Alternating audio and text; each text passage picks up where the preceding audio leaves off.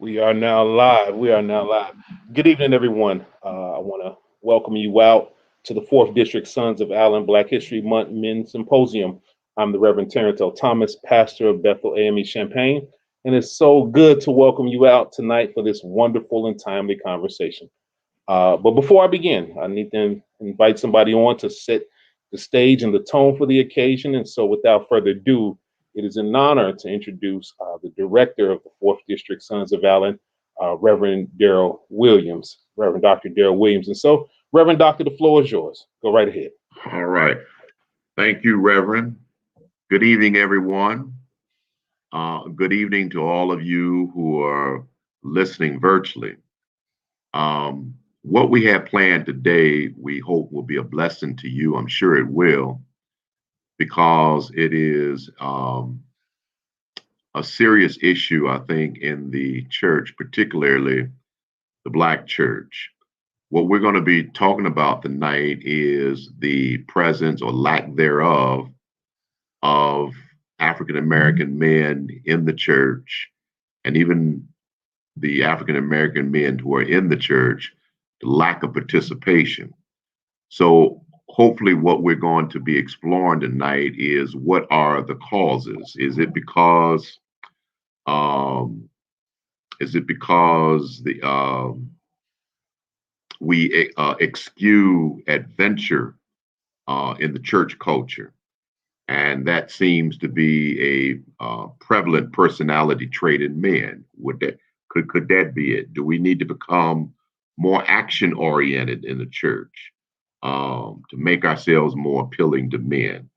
Are we emphasizing more of the feminine qualities of God rather than the masculine qualities? So I just throw those things out there, but we're going to explore those and a whole lot more.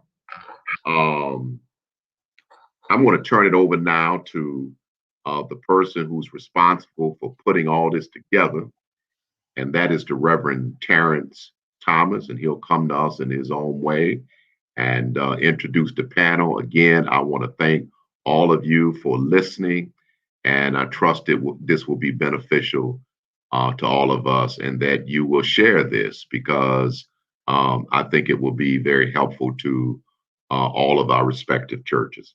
God bless you. And with that, I'll turn it over to Reverend Thomas. Thank you, Reverend Williams. As indicated, we have a wonderful panel tonight. And as Reverend Williams kind of set the tone, we're going to talk about what it means to develop manhood in the church, what it means to develop all stars. This, of course, is the NBA All Star Weekend. And that's kind of was one impetus. The other impetus is a movie that's shown up on Amazon Prime. And if you've not had a chance to see it, I encourage you to check it out, called A Night in Miami. A Night in Miami is a fictionalized account of a meeting between Malcolm X, Sam Cooke, Jim Brown, and Muhammad Ali on the night of Ali's historic victory against Sonny Liston, and in which they discuss Black manhood and the roles and responsibilities of each one of them in terms of the overall struggle. And so, as we were parsing it out in private conversations, we realized that there are a number of things that we want to see happen. We want to see men be authentic. We want to see men be free. We want to see men be able to navigate in the church. And so, of course, this was a conversation that was way bigger than me. And so tonight I have a distinguished panel. If you watched our first little concert, our first album, I love this group of brothers. And so I'm gonna bring them on. First up, we have the Reverend Dr. Carlos Perkins, who is pastor of Bethel Cathedral in Indianapolis. Second of all, we have Pastor Jerry Davis, who is pastor of Crossroads, also in Indiana. Uh, After him, and he'll come on when he has a moment. After him, we got Reverend Dr. Virgil Woods, pastor of First AME in Gary, Indiana. And then lastly, my brother, Reverend Dr. Willie Golston, who's pastor of First Community uh, in Grand Rapids, Michigan. And so, as the other ones that come on, just want to say good evening, brothers. How are you? How are you? It's so good to see each and every one of your faces on this wonderful evening. Let's get right into it. Men in the church. Reverend Williams kind of set the tone for it. That's something we've all heard. That's something we wrestle with as pastors. That's something we see. What is it about Christianity? What is it about the church that keep men away from the church? or is that an overhyped kind of narrative that's not true? Virgil, I'm gonna throw it to you first.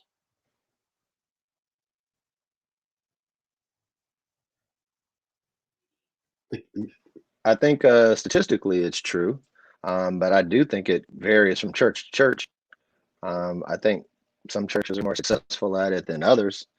I think when you talk about men being participants in the church, I think you have to take one step back and just deal with everybody's participation in the church. Uh, we've created a ethos at our church where you're expected to work when you show up at church. So our church motto is no unemployed Christians, which will be shameless plug, the title of my next book. And because we started from day one, when you join the church, the first thing I tell you is you're expected to get a job. And so I'm fortunate enough to say most of the men in my church are involved. As a matter of fact, the biggest ministry for the men at our church is the greeters. They're opening doors, helping people out their cars, running around with umbrellas in the parking lot. Like, most of the men are doing something, but it took time to develop that as an expectation when you come to the church. And so I literally walk up to people and say, "Hey, do you got a job?" Some Sundays I have everybody stand up, and then I say, "Sit down if you have a job." That means the rest of y'all unemployed. I mean, I really like lean on it a lot, but uh, so, I guess I feel blessed that I don't necessarily face that issue, but I tried to see it as the bigger issue of getting everybody involved in church, which has been the issue of my past. In the past, 20% of the people were doing 80% of the work, whether they were a man or a woman. So that's what kind of moved me in this direction. When I got this appointment, I said that was something I really wanted to work on. And fortunately, God has helped me be successful in that endeavor. Indeed. Same question, Brother Ghost. Uh, is there a problem with men in the church not being active in totality, or is that a narrative we're sharing that may not be true? How do you see it? First and foremost, thank you for the invite once again. It's good to be on the second tour and to see another brother that was brought on hanging kick it with us on a Friday night. But what I found in this endeavor is that, in all honesty, sometimes brothers are just waiting to be asked. And the challenge with us is that we have to learn how to invite them and show ownership by example. That's the key ingredient that I think is very crucial. We have to learn how. There's always room for them at the table, but we just have to learn how to talk to them and say, "All right, brother, come on, let's get engaged in this process. We need you. You need me. We're all one body, and so come on, let's do this thing together." And sometimes, we fail to ask. There are a lot more workers that are out there that are willing to use the gifts and graces that we need. And unfortunately, we sometimes compartmentalize and think that because there are a large majority of our congregations are female, which we thank God for, and thank God for their support that they provide to us as men. But when we get a brother to come in, we need to learn how to get him actively engaged so that he can start to take ownership as well. And I think that leads to greater involvement in this capacity. And that's something that I've found with the various churches that I've served there. All right. Carlos, same question to you. I echo my brother Willie in saying thank you, brother, for the invitation and for this conversation. The question that you ask is really rather interesting if you look at the church, and especially in the context where we serve, where the leadership of the church is still very male dominant. Absolutely. There are women that are involved, there are women that are in leadership, but it's still very male dominant. However, if you look at the majority of our congregation, they're very female led. And so that then begs the question for me about our intentionality in reaching and evangelizing to men. Mm-hmm. I will suggest that majority of what we do in the church is very emotional driven. And men tend to be, not all the time, more cognitive in their approach.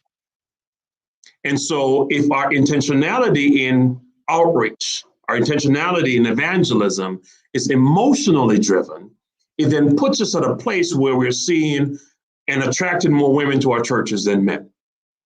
That has been a part of my reality in ministry.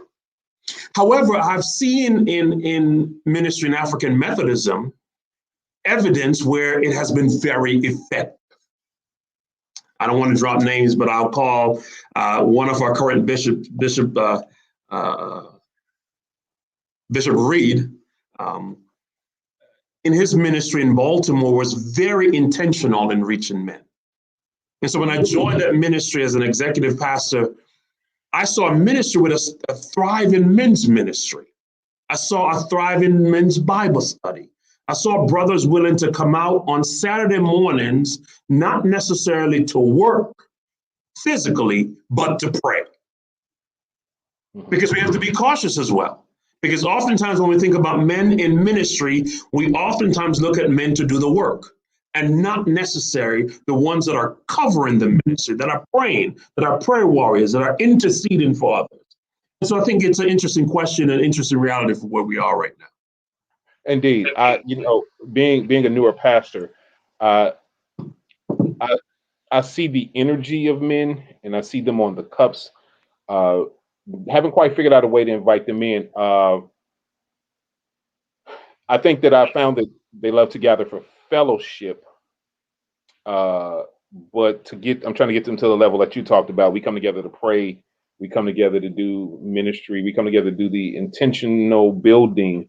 I'm also sensitive. That's why I framed the question like that, because it kind of reminds me of during the election, we had this narrative that men were just this deficient kind of bunch, all out supporting Trump. And then when you looked at the numbers and really thought about it, like, I don't know 5 people, black men. And so that's why I wanted to parse it out. Is that a narrative that's untrue? It's one of those kind of urban myths that we as black people self-perpetuate.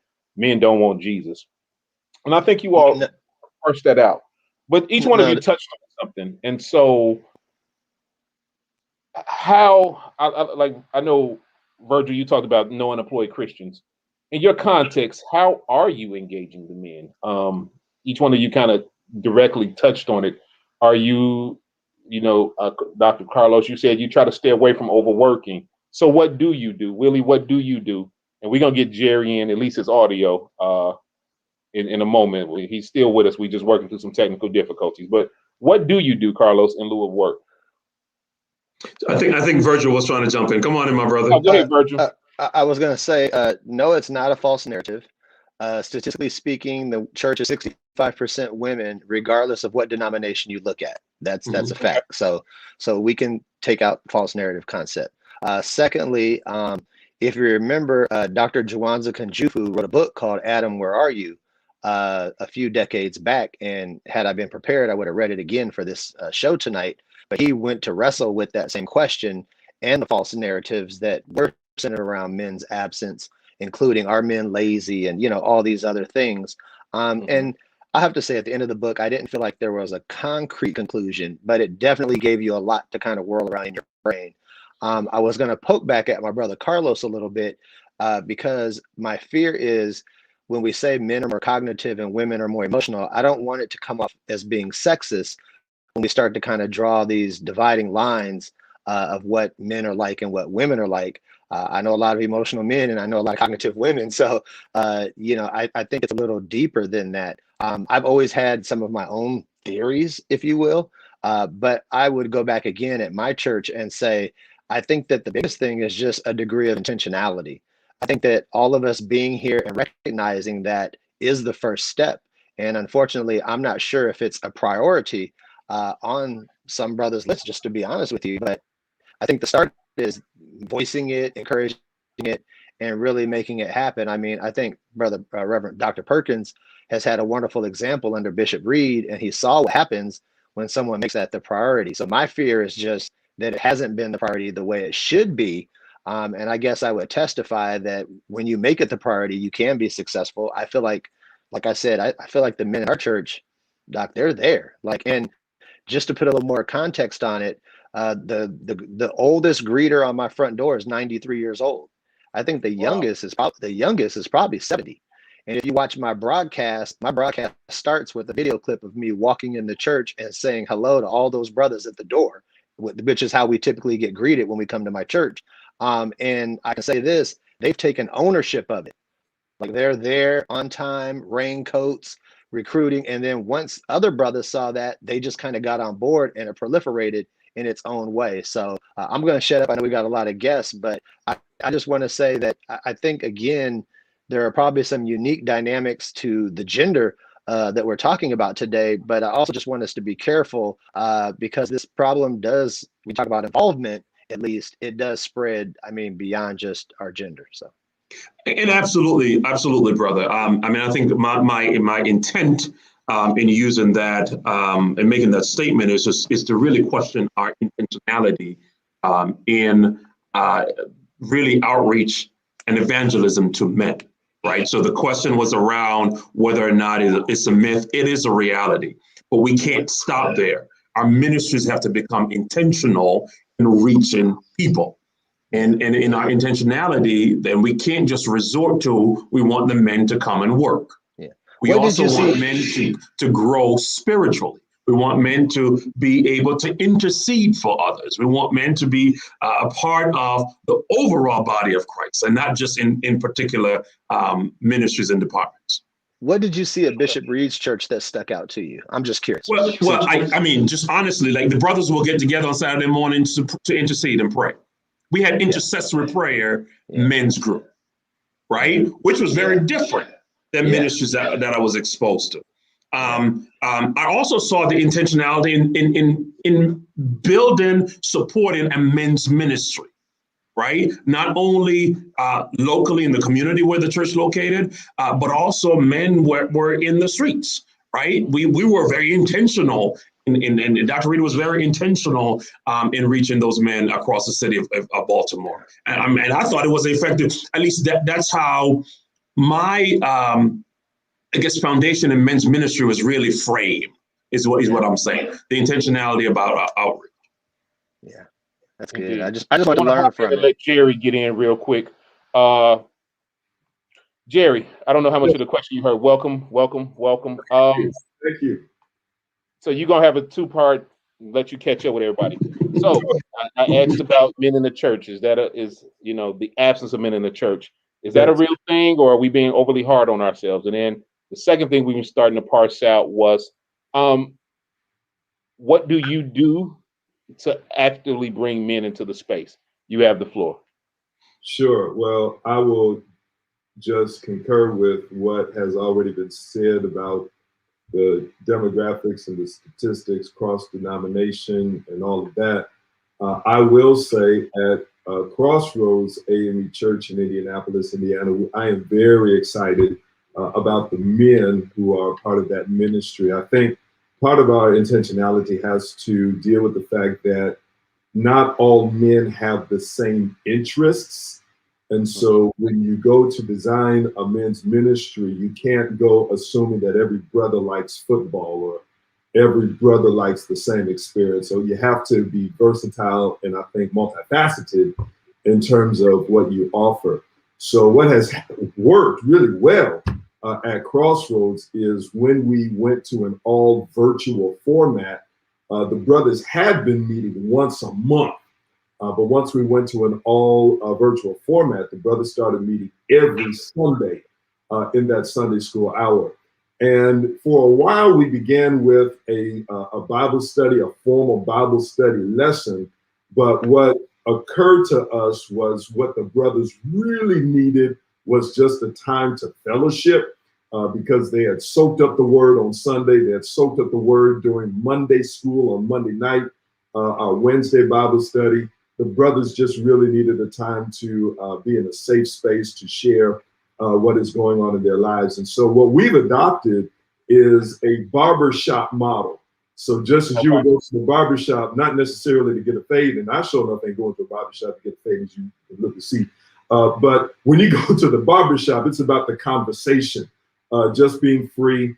And what we did is we dismissed the idea of an agenda. And we just come and whatever the topic of the day is, that's what we come and discuss. And what actually happens is there's a more spontaneous and organic transition into a Bible study from that. And speaking to what Dr. Perkins mentioned in terms of the men being in the street and what Dr. Virgil has said in terms of men serving at the door, I've I've come to affectionately refer to the brothers at Crossroads as first responders.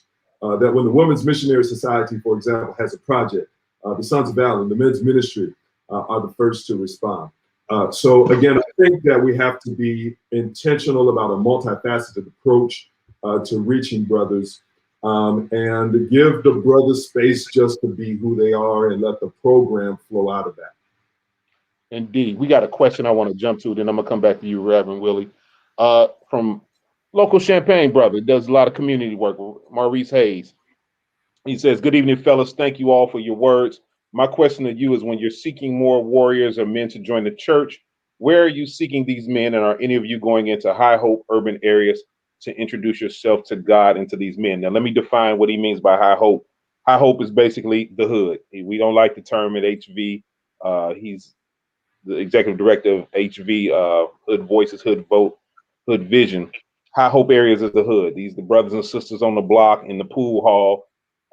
We call them Ray Rays, whatever you want to call them. So he's asking, do we reach out to them? Because that was actually going to be one of my follow-up questions. Are we classes in our approach? Are we really walking up? Can we walk into a bar and minister to the brothers and the sisters, or are we picking the ones with the nice suits who roll their R's, who make us feel comfortable? Willie, go ahead and take that one since you didn't get in on the last one. Oh, no problem. Here in Grand Rapids, our church is in the hood.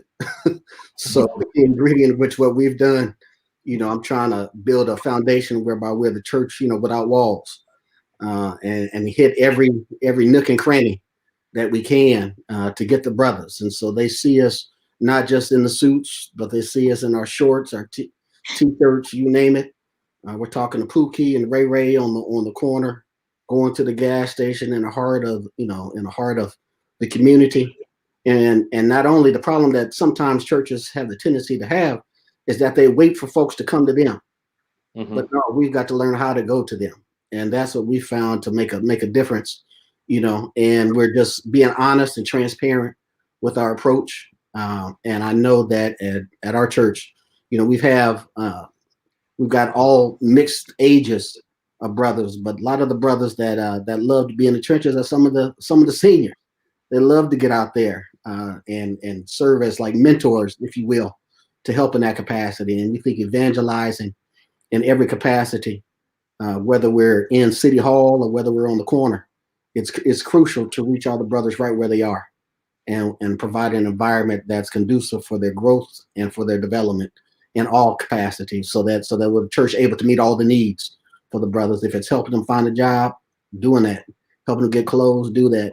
Give them just a place for them to talk and just be real and keep it 100. I like how the brothers talked about the first responders. I love how they talked about the other capacity. We use the locker room. What happens in the locker room stays in the locker room, and we pray about it, talk about it, you name it, and help in that environment. And it's been crucial in our growth and our development of our brothers from all ages. Indeed. Now at Bethel, and I own this a growing edge, but it's also a strength. I focus primarily in High Hope areas. It's been my experience, even before becoming a pastor, that a lot of times, at least brothers on the block, brothers in the bar, brothers on the corner, they're intentional about their spirituality. They're open. They're ready for God. There's a yearning for God. It's been, again, my experience that brothers and others, as we move up the class chain, is this resistance to that. There's this wall. There's this image, which makes it sometimes very hard to minister and navigate through. And so it creates an imbalance in ministry, because I'm also hearing balance from each one of you. But I do know, if I had to pick, that's where I would garden at. That's where I would spend my time toiling in the field. What do you say to that, Carlos? Maurice wants to know, are we in the hood? Do we go out to the hood, or do we stay only in the talented 10th? So I'm going to walk this carefully. Come on, man. You know we don't walk carefully on these albums. Because the tendency is, right? The tendency is we say we want to go in a neighborhood. That's what we say. But what we actually do is to try to get the talented 10. I had an experience just a few hours ago, literally 2 hours ago. ministering to two young men straight off the street. And I realized in the middle of our conversation that I was using words and language that they weren't familiar with. And so I literally had to stop myself and to say, if I'm going to reach these young men, then I need to break it down in a way that we can communicate, like we can have an open dialogue. I think our tendency, Terrence, is to say we are going in the hood. Because guess what? And I know I'm going to push tonight. It makes us feel good. Come on. So we can have a program over here because it makes us feel good. But are we there to really minister and serve those young men, young women, especially young men in the neighborhood, to bring them into the household of faith where they can not only grow spiritually, but also might have an anchor? My vocation has been in education for the last 25 years. 18 of those 25 years, I've worked in alternative schools. I've been an alternative principal for the last 13 years. Very different population. Oftentimes, they expose me to young men that have fallen through the cracks in education. A lot of them, the school system, society, really set aside.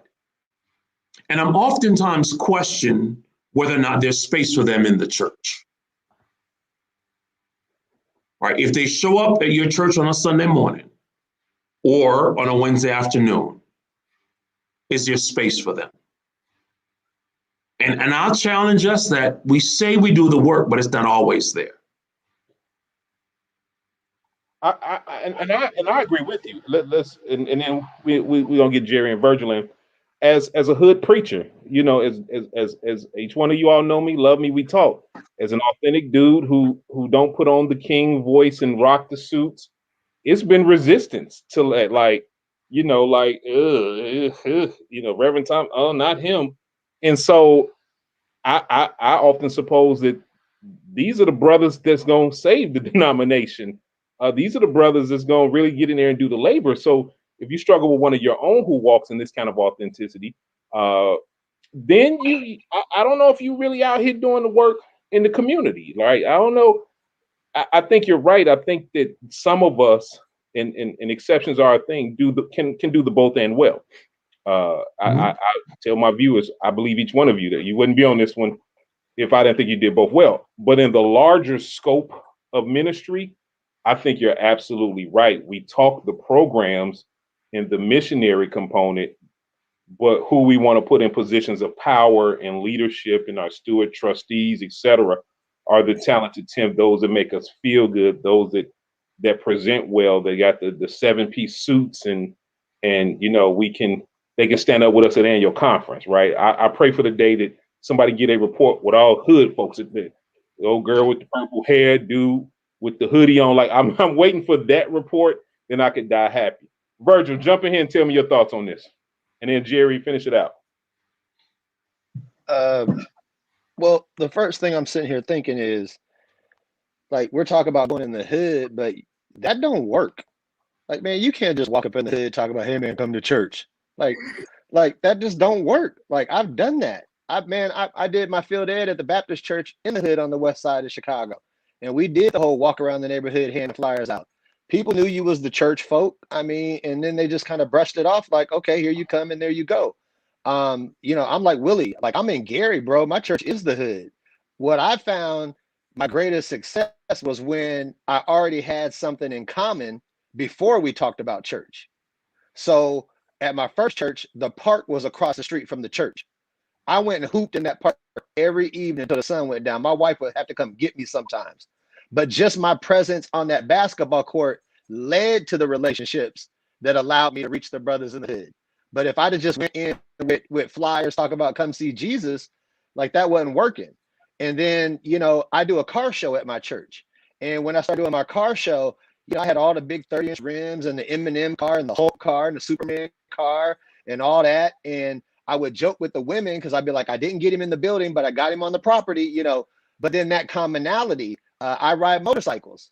And my church members started hollering at me because they was like, Pastor, you don't know who you riding with.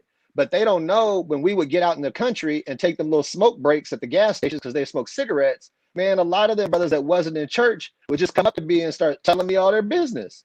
Man, pray for me. Me and my wife struggling.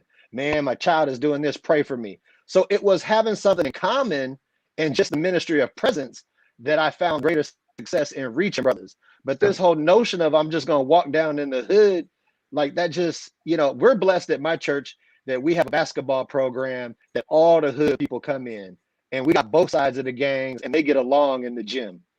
So that's always a pool for me to draw from. But again, the basketball is the common thing that allows me to open the door to the conversation. So, when people say you go in the hood, I kind of cringe, like, what do we really mean by go in the hood? I just haven't seen an effective exercise in that area. I've seen, whether it be the barbershop, basketball, motorcycles, I love cars, I got a convertible, I go to car shows. Those arenas have opened way more doors for me. When I was at Grant, we did the t-shirt flyer thing on the South Side. It was okay. When I did my field ed, we did the West Side Chicago. And I'm talking about stepping on crack vials while we walking down the sidewalk talking about Jesus. We prayed for people, but nobody came. But then when I did these other things and I found that common ground, man, people listen because you didn't shove it down their throat and they got to know you first before they got to know Jesus. And I think for me, that's just the catch. So. Okay. Jerry, go ahead, hop in because I'm going somewhere. Virgil set it up. So go ahead. And I'm loving how Virgil set it up. I'm scrolling Virgil's Facebook page right now because there was a post he had, and I think he was asking about people's authenticity about going. That's where I was going. and wondering why we go and this. And my reply was just trying to keep it real. Pastors are trying to pad their new member numbers when we come to conference. And I think, one of the questions we have to get is why are we going in the hood anyway? I mean, are we really going to save anybody, help anybody, or are we going just to pad our numbers? And when we go, what are we doing? I think there is also a distinction between preaching the gospel and being the gospel. Come on. And, wearing your religion on your sleeve, right? And do people know there's something special about you, or can they just see that you church folk, right? And so, as Dr. Virgil said, we went out, they already knew who we were. They didn't know who we were because we had power. They knew who we were because of where we went every Sunday, right?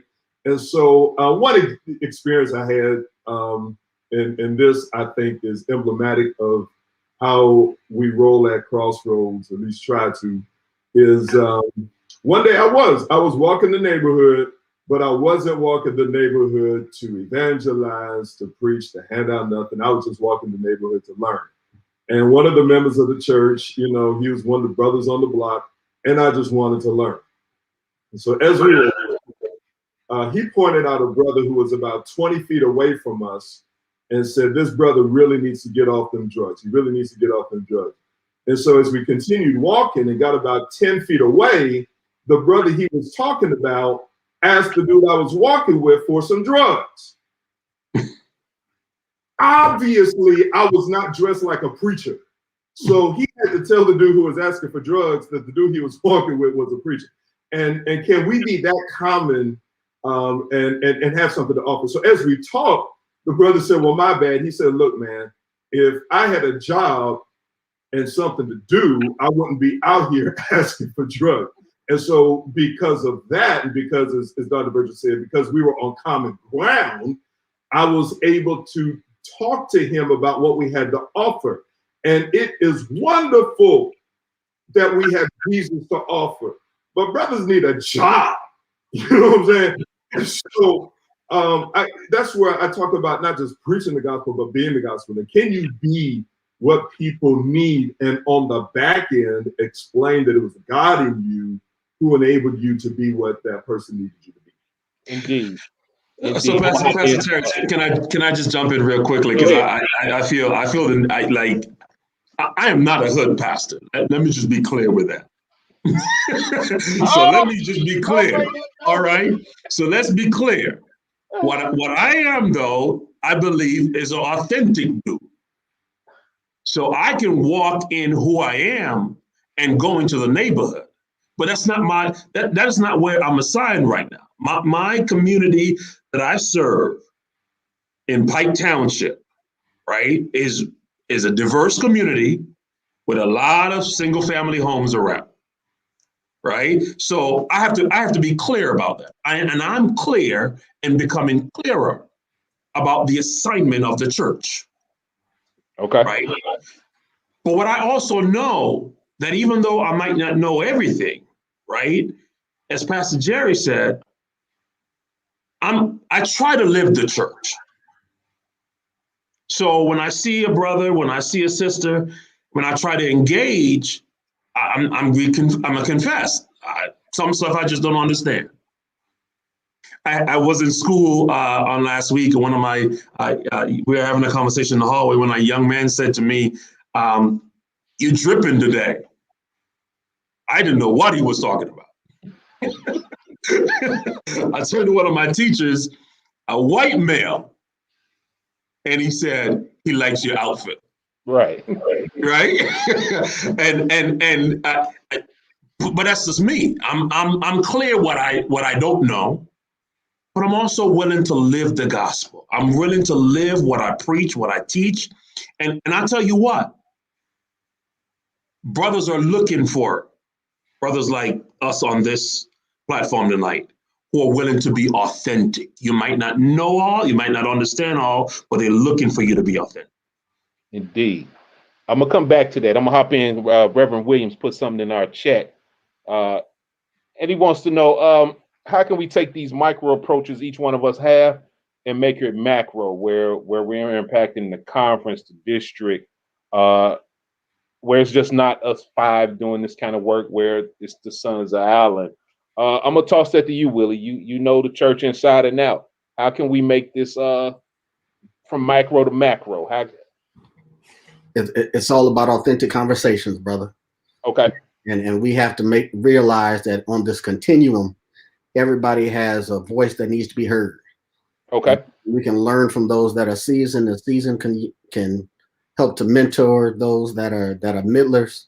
Everybody has a role in this thing, and no matter what level you're on, we can still learn from one another, and that's crucial. You know, from the local to the connectional level, to folks not just in the intercontinental United States, but all across the world. And so we have to learn how to embrace the elements of keeping things in a simplistic nature, because that's the key ingredient. Just keep it simple, and keep it 100, and that's the key ingredient. Because folks will gravitate to you if they know that you care, and you're willing to make that authentic conversation in that capacity. Indeed. I know I agree with that. It's authentic conversation. And it's funny that this word keeps coming up, because as we talk about developing all-stars, as we talk about that night in Miami and that conversation, and we talk about the little chat conversation we had a couple of weeks ago around a certain pastor that just had Virgil just appalled, man. Authenticity. How are we defining that in ministry? Because that's a word we use, but at the same time, especially as Black male preachers, we struggle with, right?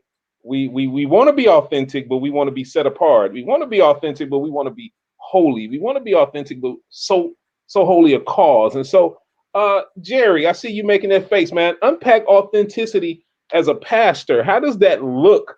One of the fights I had early in ministry is, hey, man, you got to stop talking about whiskey. Why I got to stop talking about whiskey, man? It's delicious. It's healthy. But you're a pastor. I'm authentic. And so talk to us about that, man. Talk to us about authenticity.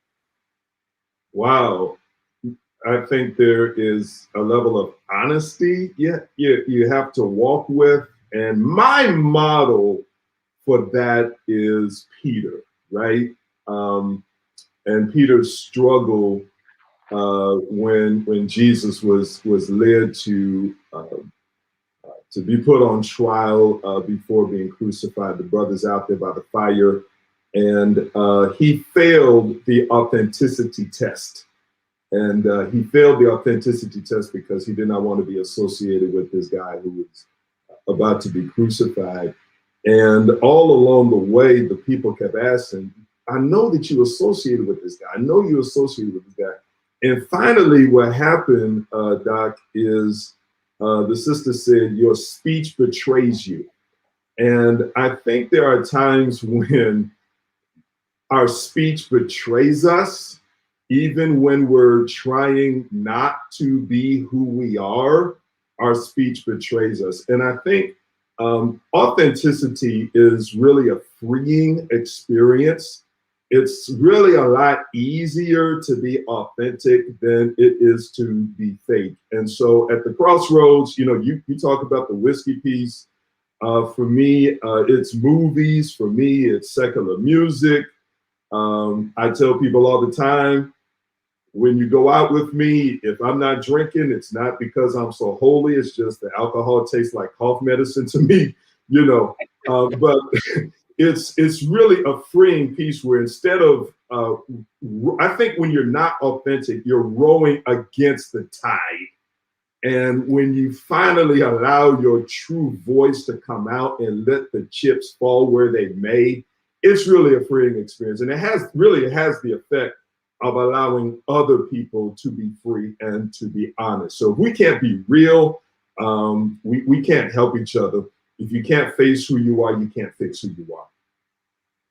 Indeed. I'm going to toss it over to Virgil, because I know, Virgil, we had a playful banner about our friend, the cussing pastor. And I was like, would I go to this church? No, but that's for other reasons. But I didn't have a problem, and never really had a problem. I have a problem with homophobia and some other stuff, but I never really had a problem with the cussing pastor as an entity.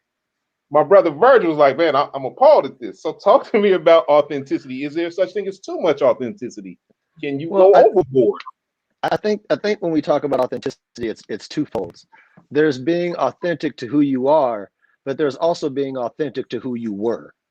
And so if I can divide it up real quick, when we talk about being authentic to who you are, I had an old lady come to me and say, Pastor, you joke too much when you preach. And I tried not to do it for 2 Sundays and about died. And I finally realized that I had to be who I am. And so when we talk about being yourself, even though everybody was mad at Dennis Rodman, he was the freest brother on the planet, because he had moved to a place where he did not care what other people thought about his fingernail polish or whatever else he decided to put on. So there's this point where you have the courage to just be who you are. And I, like you, Reverend Thomas, I told my church, if somebody said they seen me with a 12-pack of beer, you tell them they're lying, because I drink rum, so, I'm like you, but then there's this other part that I think is more important, and that is being authentic to who you were. And what happens is we get so caught up in our degrees and our posture that we don't want to tell people the things that we used to do, which taints our testimony to God's power. Because I cannot testify that God will deliver you from Newports if I don't admit that I used to smoke Newports at some point in my life. But if I'm so worried about what my congregation will think, because I stood up one Sunday and said that I could roll a blunt in an alley at midnight in a dark night with sunglasses on and not drop a seed, and 2 members pulled me to the back and said, why would you say that, Pastor? I said, because it's true. It's part of my past. It's part of my testimony. But how can I testify to God's power if I don't testify to the holes he put me out of? And so that part of the authenticity is the part, I think, when you go back to reaching men just want to see you a man like they are. And when you come pious and over righteous and all these things, I really think you create a chasm and you distance yourself from the word authentic that we're talking about today. So I like to say that going forward takes courage, but that authentic looking backwards, that takes humility. And that's the big thing I think a lot of times we're missing, is that humility to be able to say, this is where God has brought me from. So, that's my 2 cents. But I love this conversation because people can spot a fake a mile away, bro. They can spot a fake a mile away. And, I'm from Iowa. So, I people, ain't no black people in Iowa, man. I don't try to be hood. I don't try to be, I just learn to do me, man. I'm too black to be white and I'm too white to be black. So, I am who I am. You know what I'm saying? So Carlos, go ahead and talk to me about authenticity, and then Willie close it out. No, I think Virgil said everything that needs to be said. Okay. I appreciate that, brother. It's not only looking forward, but it's also looking back and being real to who God called you to be. I will also say that, as we're thinking about being authentic, that authentic does not mean that I have to drink or smoke. Because if I try to do that, but that wasn't really me, Yeah. then you're really being fake. Yeah. Right. Yeah. So just be you. Like, one of the things I learned from working with young people is that they can spot a fake. Yes. But if you're just you, if you're real, then they can. And I think that's what brothers are looking for, especially those of us that got us called to serve as under shepherd to the churches and lead communities. Folks are just looking for folks that are real. I oftentimes sit back, as I said today was one of those, this evening, a matter of fact, it just kind of blew my mind. And I put a post on Facebook that says, sometimes God just blows your mind, just, out of nowhere. And I had one of those experiences today. And after I had the experience, I had two young men that reached out, wanted to come and talk, wanted to get baptized, just in the span of 2 hours. Right. And I sat back and I was in my office and I said, God, why, how? And what I realized in preparing for this conversation is that that's what folks are looking for. Folks are looking for pastors, leaders, that if I'm getting ready to buy a new house, I can call and celebrate with my pastor. But if I'm about to serve 15, I could also call and talk to a pastor. I might still smell like cigarettes. I might still smell like weed, but that's not what you're going to focus on. You're going to focus the fact that I'm sitting across from you and I need a human contact. So I appreciate the conversation about being authentic. Go ahead, Willie. Willie, I want to hear your remarks, because when I was coming through ministry, you were one of the first pastors I saw that would take current events, and put them on and was unapologetic about it. If it was Black Lives Matter, if it was Sandra Bland, and so and transparency is one of the things I model. Right, I learned from that. Don't hide it if it's out there.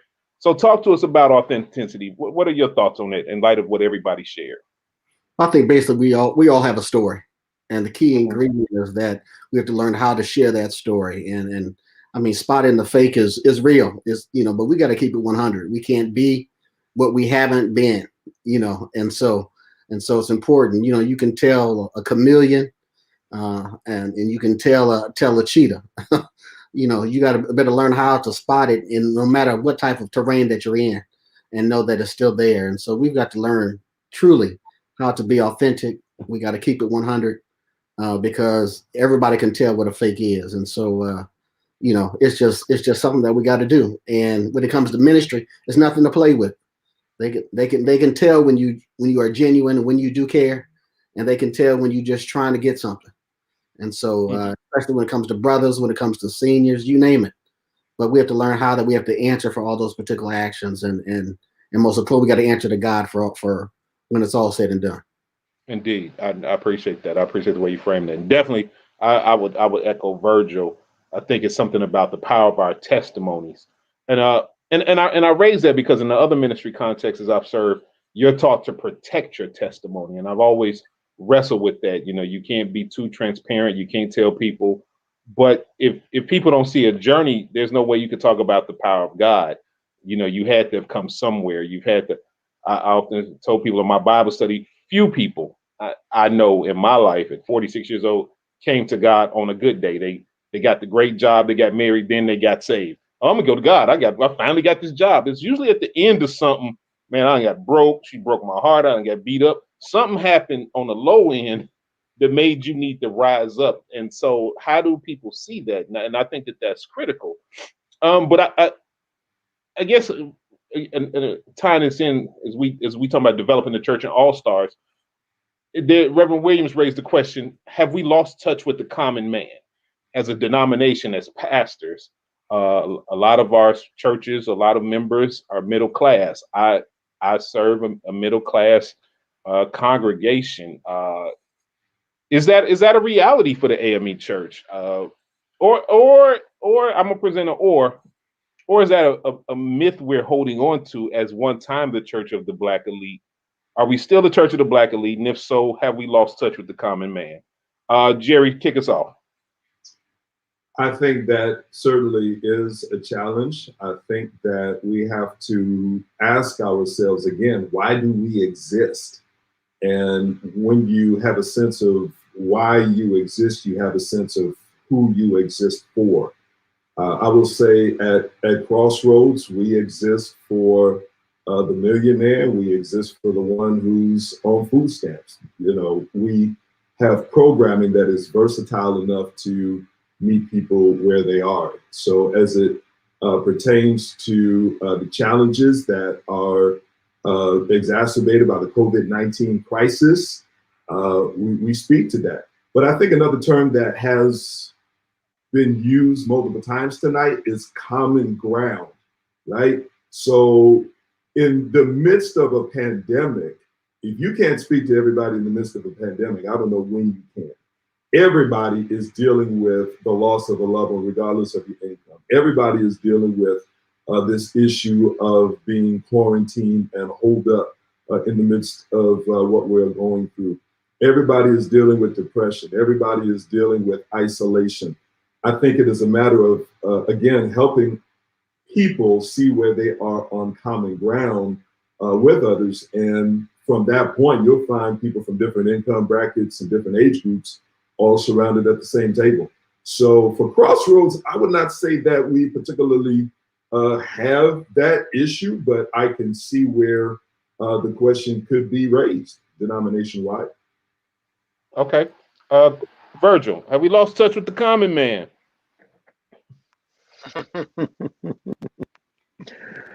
Man, do I Come want on, to give me answer the real version, man. that? Get it. No shook ones on this panel. No shook ones. I mean, man, I don't know. You know, I'll just say this. When I was able to reach what I think we're defining as the common man, they didn't join the church because we were AME, and half of them were there 3 years and still didn't know we were AME.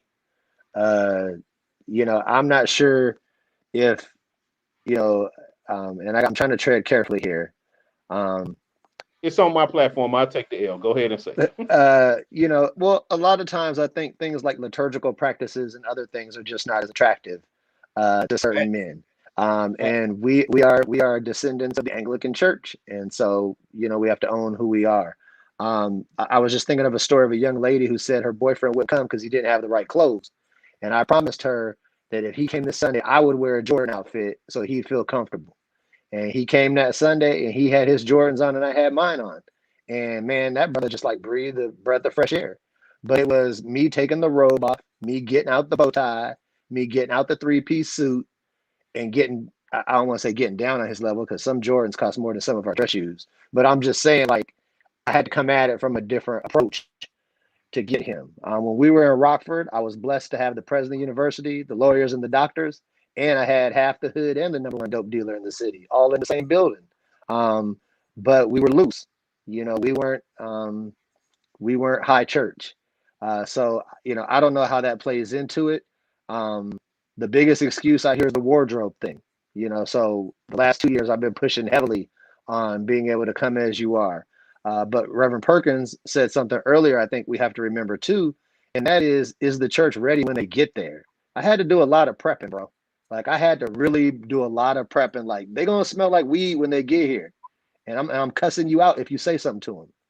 They're gonna smell like liquor when they get here, and I'm telling you, your pastor gonna have words with you if I hear you say something to them. And some people did, and I had to have words with them.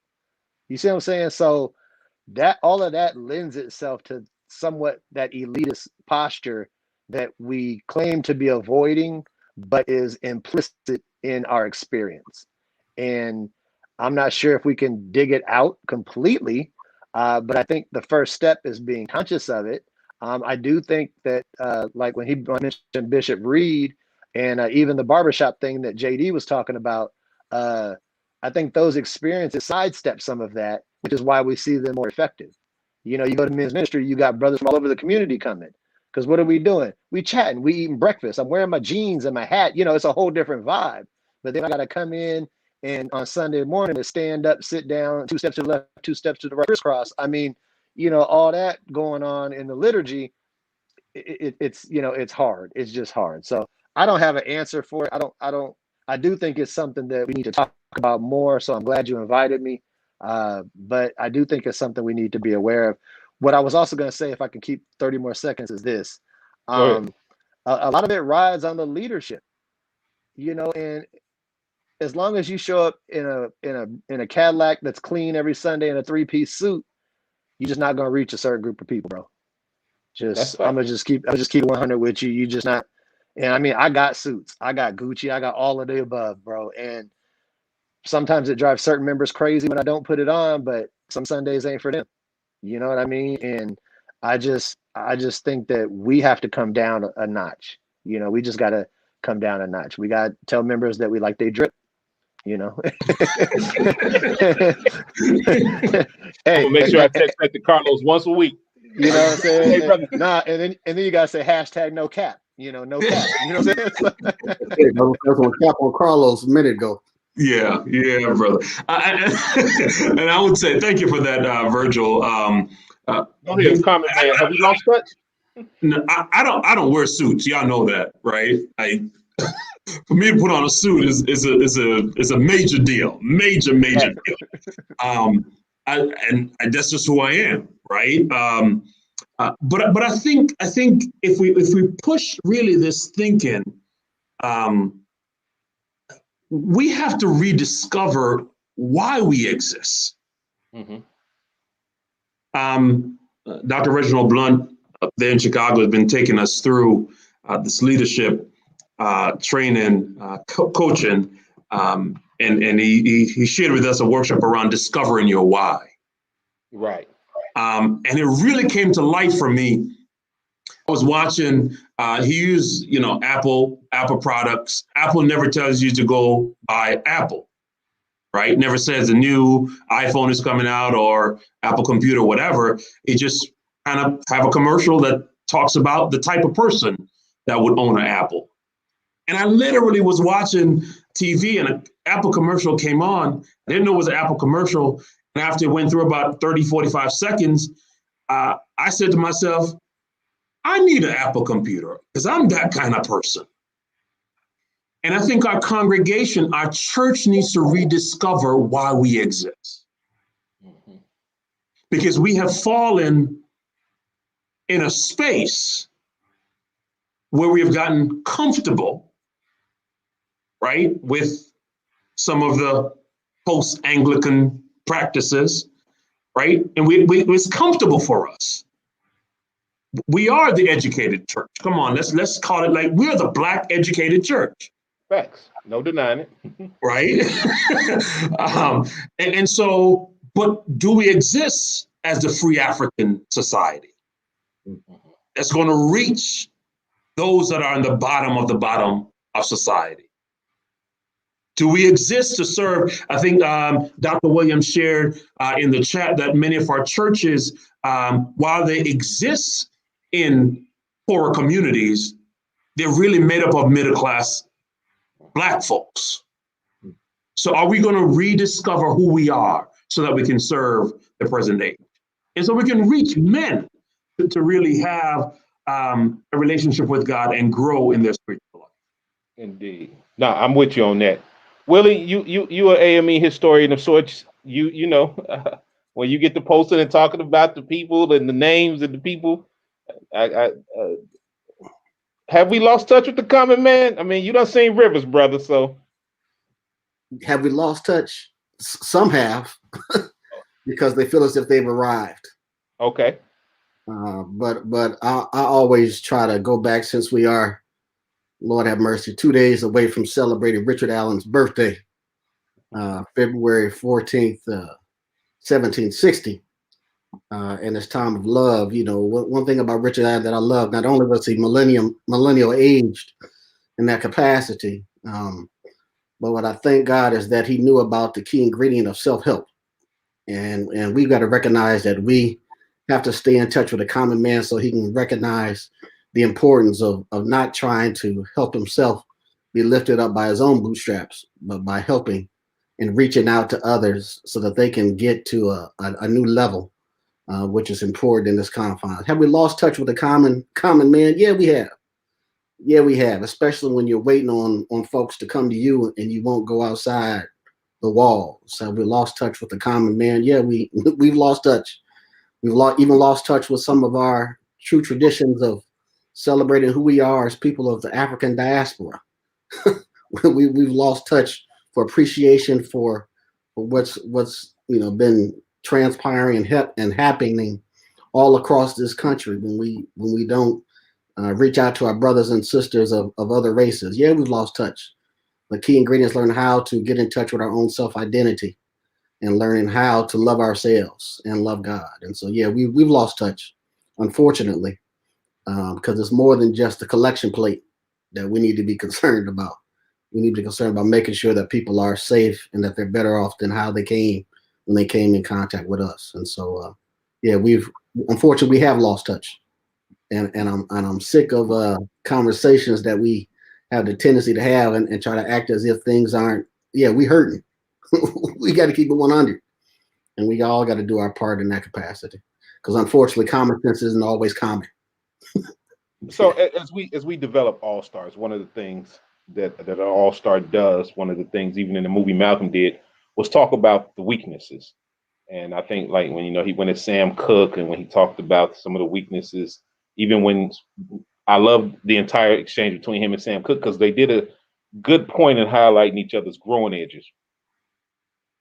I submit to you all this evening that one of the growing edges of the church universal, but in particular our context, is we don't know how to deal with grief and trauma. We don't know how to journey with those.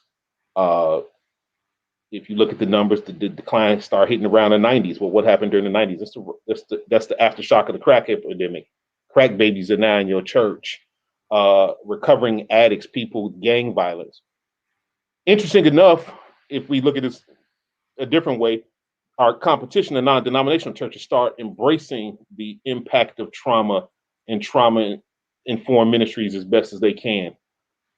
Is our inability to confront trauma, hurt, pain, etc., a growing edge that's going to kill this denomination? So men are hurting. That book, Men Cry in the Dark. Do we allow space? Do we, or is toxic masculinity, patriarchy, that kind of thing, tough up, push through it? Is that gonna harm us? Carlos, what you say to that? Wow, brother. So this is. You knew I was going to ask you one chaplain pastoral care question. Come on. Yeah. All four of y'all should have knew what was coming. So I was trying not to push my thoughts through, because oftentimes when we think about trauma, right, and we talk about trauma-informed ministry, trauma-informed practices, we're going to leave this. I'm going to say it, but we can discuss it in the next webinar. There are also church trauma, right, okay, where the church itself has experienced traumatic events. Right. So if you look back over the life of your local church, there are incidences that occur that traumatize the congregation.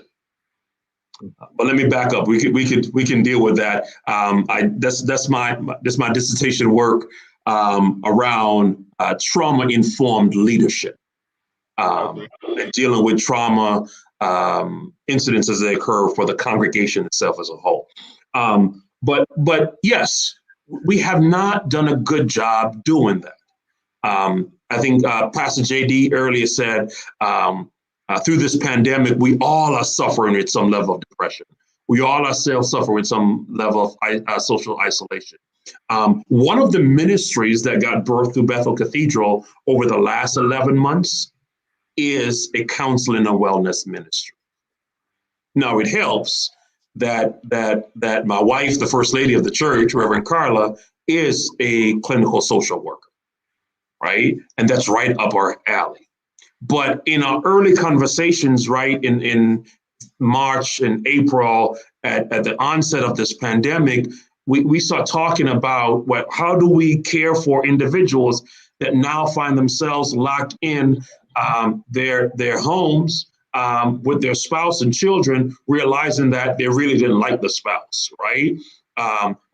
Or they are extroverted folks that need that social interaction. And so they're now locked away from the world, and suddenly they have to deal with their own trauma that they've experienced in their life and it's coming back to life for them. How do we as a ministry deal with that? And so as a result, our counseling and wellness services was birthed through that, through the recognition that as a church, as a community of faith, we have to be intentional in dealing with trauma, that our ministry is trauma informed, and that our approach take in consideration the impact that trauma has on individuals when they come to us.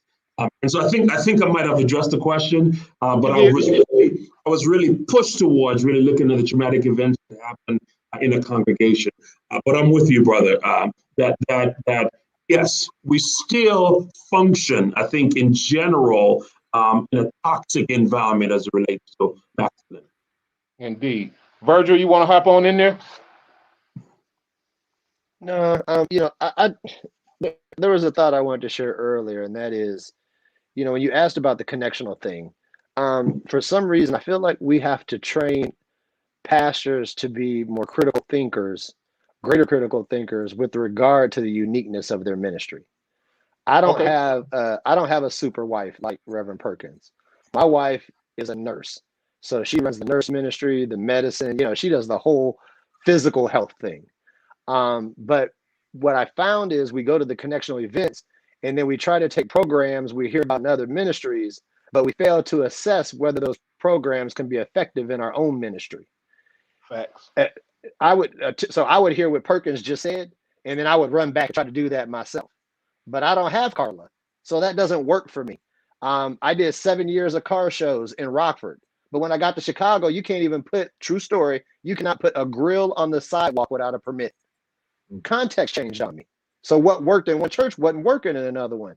So when you talk about coming to the connectional thing, I don't know the answer, but how do we train pastors to be better at analyzing the uniqueness of their own situation, as opposed to trying to be duplicators and imitators, trying to fit square pegs in round holes because we saw something in another church and said, oh, I want to do that same thing. Lastly, and then I'm gonna shut up, I also had to convince my church that I would rather do one thing excellent than 9 things good. And so mental health is the issue in my community big time, but it's not my church's ministry. So instead, I try to locate the church that is their ministry, and I will send every last single person I can to them. Our ministry is food. We're one of the top food pantries in the northern half of Indiana. We get awards, we get money. So when people ask for rent money, I can easily say to their face, that's not my ministry. But what we do excellent. And I believe if we all learn to see the uniqueness of our church and then do that excellent, then collectively we better serve the community as a whole. And so hearing what Perkins says, I admire that and I love that. And I was just kind of cringing because I love to have that. But I had to take pause and realize I'm not resourced for that. And that's why I think we run into the obstacle when you talk about carrying these to the connectional level. We go to a connectional meeting, somebody puts up a great idea on the PowerPoint, then everybody thinks they're going to go home and do that same idea, and everybody can't fry chicken the same way. It just doesn't work like that. Mm-hmm. But that's I will say, my raising in terms of an Achilles heel, I hear you. I think my position it is, but I also hear you say not everybody can tackle that though, and I think Carlos, who's done the work, will agree with that. I know I do. If you're not trained or called to that, you end up doing more damage. So I can respect. By no means, hear me. I can respect that. That's when I sit down with the young folks with Board of Examiners, and I'm telling you, if you're not, there's a training to spiritual care. There's an ethos. There's a mode. All of them big words like. You can't just tell people pray the cancer away. You can't tell people pray the crack away. Like that has detrimental consequences. So I do hear you. I do want to say I hear you and appreciate you. And I also hear you and say that, well, I'll come there. That'll be my last question. Willie, jump in there about is trauma and how we handle grief and crisis one of the Achilles heels of the church? Yeah, unfortunately, take it what it's worth, but church has been pimping some of the members. And it's been goodness. We've led to most demise, and we've gone backwards. It's sad. it's sad. And when we look at the statistics, you know, from whence we've come, you know, we've got to be very careful, because when especially brothers, when brothers come to a church, they can tell what they've gotten themselves into. Yeah. And they'll either do two things. They'll either stick around because their wife is there or their girlfriend's there, and you know, or they'll just get up and leave. And we've got to be very crucial that we don't keep hurting our brothers and being an imitation. But we've got to be very, very careful in that capacity. So we've hurt ourselves, and the key ingredient is learn how to be real. We've got to be real, and that's just sad, but it's harsh reality of where we are. Indeed. Jerry, same question. I think part of two things. One, we have so much to say because we've been to school for so long and learned so much that we don't take time to listen to where people are. And I will say one of the things that, you know, out of my pastoral care training is just learning to listen. Take some time and just be quiet. So every time we gather, it's not so much that Pastor JD can share another revelation from the Lord. In fact, on Wednesday nights, we don't even come with a separate Bible study curriculum. We come with a sermon review, and I just sit around and ask, what point from Sunday's sermon hits y'all the hardest and why? And that offers an opportunity for people to just give us a sense of where they are with respect, you know, to the word. When the pandemic hit, because we did not have an internal resource for mental health, we hired out a therapist who came, and I might have shared this the first time we were together in this format. She came for the entire month of May. I believe that was Mental Health Month. And Bible study that month was sermon review and just learning how to process our emotions. One of the things that we're preparing to deal with as we go into Lent is the fact that Jesus repeatedly told his disciples what was ahead of him, that he was going to be mocked, he was going to be ridiculed, killed, and then on the third day he was going to rise again. And one of the jokers said, "No, that ain't gonna happen to you, forbid." Then they got depressed, and then two of the brothers said, "Well, can we hook up with you when you get through this painful experience?" And I think that in a lot of churches, that's what disciples and church folk do.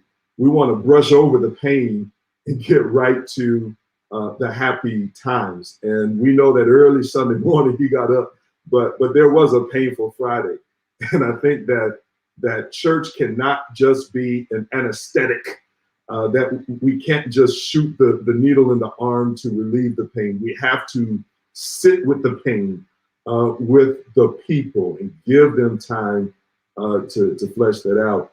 As it relates to ministries that are not easily replicable in different contexts, reminded of Rick Warren, who said that when you look at a surfer, the surfer does not just run out into the water and just try to make waves. The surfer stands on the beach and watches for where the waves are and then takes the board out to where the waves are. And that has been our experience at the Crossroads. I was really stressed out, and Pastor Perkins will tell you I was stressed out about whether to cancel in-person worship when the pandemic first hit. Mm-hmm. And I was called by a medical doctor about how to move in that space. And so the ministry that evolved around mental health and physical health was not something that I just ran out and tried to do because I saw it somewhere. It was something that emerged because of the waves that came in our midst. So my encouragement would be for pastors to, in your own context, just to build and piggyback on what's been said, learn to sit, shut up, and listen to the pain and hopes of your people and to how the Spirit is moving for your context, for the people God has called you to serve. Indeed. Virgil, 30 seconds, and then we're going to get to this last point. You brought our whole conversation full circle and don't even know it. Because in order for me to share my issues and my pain, you have to create a relationship. And relationships are built on shared experiences. And the shared experience, when a brother's coming from the street, can't be church. We don't have that as a shared experience. That's why I said it starts on the basketball court. It starts at the concert. It starts at the motorcycle club. It starts in these other places. And I can testify, man, people have spilled their lives to me because they knew I was a pastor, but they didn't do it at the church. They did it in these other environments. So that's why I said that barbershop thing, this conversation about authenticity, all of that lends itself to positioning yourself to address the mental health issues that you're talking about. That's why it's all important. Otherwise, you'll never get it out of them. You'll never get it out of them.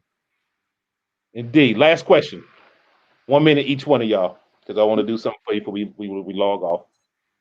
What does, piggybacking off some Virgil asked about, when you talk about the liturgy and where it comes from, what does the Sons of Allen, the AME Church, men in the AME Church look like for this present age?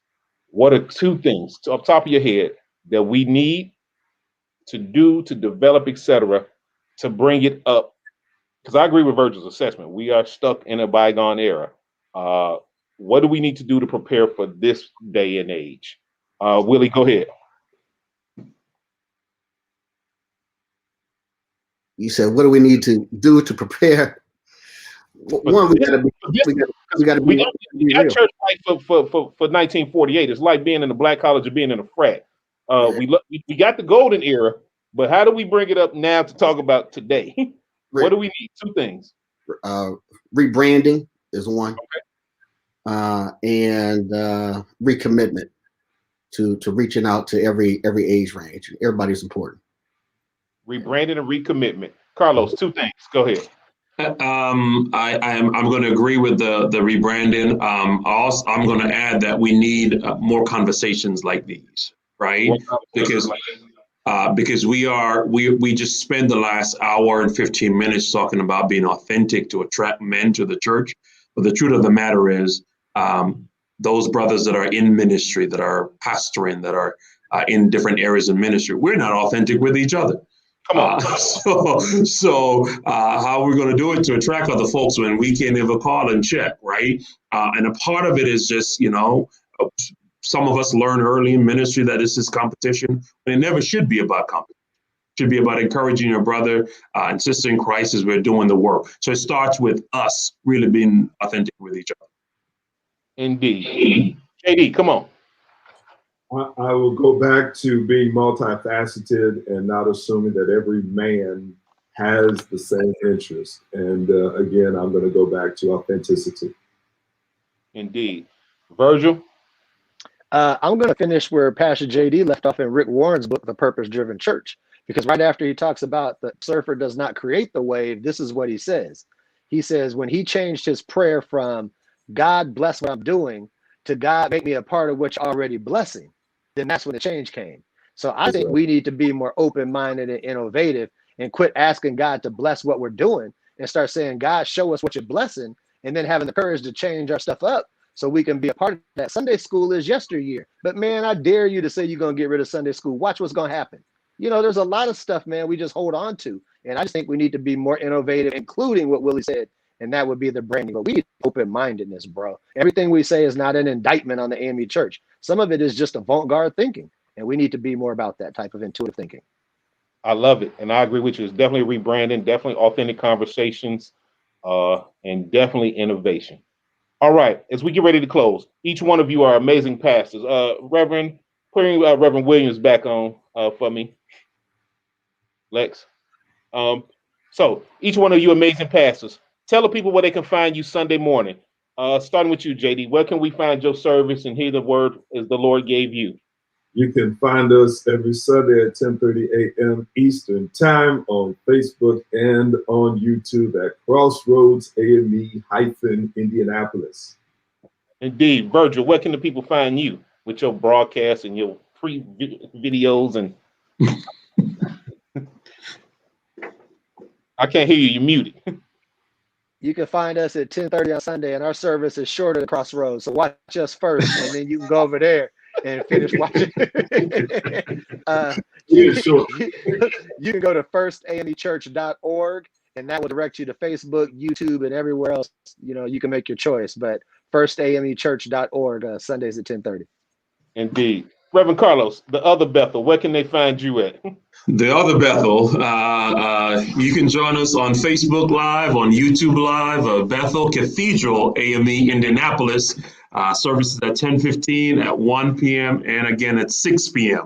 So you can watch Crossroads and First in the morning, and then come on over to Bethel in the afternoon. Indeed, indeed. And Brother Willie, where can the people find you at? Well, shoot, you can find me on Facebook Live. It's good. AME Church, Grand Rapids, Michigan. Now on YouTube also. So come on, check us out. Indeed. And because I understand this thing, I realized that I had stiff competition. I moved mine to an earlier slot, so I ain't competing with these brothers. You can find us, the regular Bethel, 9:30 Central Time on this channel, on YouTube, Twitter, and we're trying to figure out how to get on Instagram. Reverend Williams, you can close us out, but before you do, you got to tell the people where you can find us. All right. St. Stephen AME Church, Detroit. We're on Facebook Live, 10:30 Eastern, 9:30 Central. We got to move to 9 a.m. We're competing with Reverend Williams. All right, good job. Go ahead with your final word. All right. First of all, thank you. Thank you, Reverend Thomas and Dr. Perkins, Dr. Woods, Reverend JD, and Dr. Golston. What was shared tonight was very, very valuable. I hope that there was enough people listening that we could begin to employ some of these things in the African, in the AME Church, and also in the ecumenical community. I just leave you with these last words. I mean, there were so many wonderful tidbits that were shared, but I'll just leave you with these last words, that we serve a Christ who spoke with kings and other people high in the social hierarchy, but yet he never lost a common touch. And that was the consistent theme I heard tonight, is that we need to keep, as we try to reach out to men and reach out to people in general, we need to make sure that we never lose that common touch. And there was something you said, Dr. Woods, that really stood out with me, is that the ministry starts in those other places, not necessarily in the sanctuary, those other places, the basketball court, the where there were some other places that you mentioned. But the point is, ministry starts in those other places. And I think too often we feel ministry starts in the sanctuary. And we look at the scripture, Jesus went to the temple, but he went to the temple for infilling, if you will, but all the service was done outside of the temple. So we just follow that model. I think that we are going to be just fine in the future. So again, God bless you and God keep you. And I'm looking forward to the next one. That's right. The next one is hosted by Brother Woods in June. So it'll be his platform, his show. Again, I want to thank you. I want to thank each and every one of these wonderful brothers. I consider brothers in Christ. I consider friends, for their input. And I need to thank the person behind the scenes, Reverend Alexis, who did a wonderful job. Come on the screen and say hi, and then did a wonderful job in being a producer. She's always amazing behind the scenes. And so I think it's appropriate then, Reverend Williams, pray us on out and we can get out of here. All right. Let us pray. Our God, we thank you for this time that we have shared together, where we have shared ideas and thoughts as to how that we could be more authentic and more relevant as we serve this present age. And I do emphasize this present age. We pray that you will empower us as we seek to empower others. We pray that we will never lose that common touch, and we would never grow weary in well doing, because we hold to that promise that we will reap if we faint not. Now bless us as we depart. We thank you that as we depart from this platform, we never leave your presence. It's in Jesus' name we pray. Amen. Amen. Amen. God bless y'all. Amen. Bethel folks, see you Sunday. Bless you, brother. Good night. Excellent job, Pastor Thomas. Excellent job. Bless you.